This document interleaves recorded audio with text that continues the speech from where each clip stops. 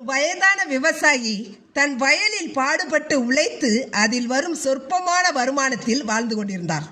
ஒரு நாள் அவர் வளர்த்து வந்த குதிரை காணாமல் போய்விட்டது. தகவலை கேள்விப்பட்ட அக்கம் பக்கத்தில் வசிப்பவர்கள் என்ன ஒரு துரதிர்ஷ்ட நிலை என்று பரிதாபமாக விசாரித்தார்கள். அதற்கு அந்த விவசாயி துரதிர்ஷ்ட நிலைதான் இருக்கலாம் என்று ஒரே வார்த்தையில் அவர்களின் ஆறுதலுக்கு விவசாயி பதிலளித்தார். அடுத்த நாள் தொலைந்து போன குதிரை தன்னுடன் 3 குதிரைகளை அழைத்து வந்தது. இதை ஆச்சரியமாக பார்த்த அக்கம் பக்கத்தினர், நீ ரொம்ப அதிர்ஷ்டசாலிதான், இப்போ 4 குதிரை உனக்கு கிடைச்சிடுச்சு, பரவாயில்லையே, உனக்கு 4 குதிரை கிடைச்சிடுச்சே என்றார்கள். தனக்கு கிடைத்த அதிர்ஷ்டத்தை பெரிதாக எடுத்துக்கொள்ளாமல் மறுபடியும் இருக்கலாம் என்று கூறி முடித்தார். ஒரு வாரத்திற்கு பிறகு விவசாயியின் மகன் குதிரையை வேகமாக ஓட்டிச் சென்று தவறுதலாக கீழே விழுந்து காலை உடைத்து கொண்டான். என்னப்பா உனக்கு, ஒரு நல்லது நடந்தா அடுத்து ஒரு கெட்டது நடக்குதே, உன் பையன் எழுந்து நடக்க 6 மாசத்துக்கு மேல ஆகும் போல, ரொம்ப கஷ்டமான நிலைமைதான் என்று கூறி ஆதங்கப்பட்டார்கள். விவசாயி அதை பெரிதாக எடுத்துக்கொள்ளாமல் இருக்கலாம் என்று அதே பதிலை கூறினார். ஒரே வாரத்தில் நாட்டில் போர் வந்துவிட்டது.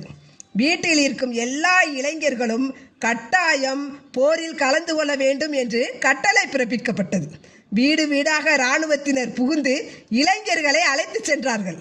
ஆனால் அந்த ஏழை விவசாயியின் மகனுக்கு கால் உடைந்து இருந்ததால் அவனை மட்டும் அழைத்து செல்லவில்லை. இதை கண்ட ஊர் மக்கள் அந்த விவசாயியின் அதிர்ஷ்டத்தை கண்டு புகழ்ந்தார்கள். இப்போதும் அந்த விவசாயி இருக்கலாம் என்று கூறினார். அவர் ஏன் எல்லா சூழ்நிலையிலும் ஒரே மாதிரியான சமமான மனநிலையில் இருந்தார்? அதற்கு காரணம் உண்டு, காரணம் இருக்கிறது. அந்த விவசாயி வாழ்வின் இயல்புகளை புரிந்து கொண்டவர். நாள்களில் நல்ல நாள் கெட்ட நாள் என்று எதுவுமே இல்லை.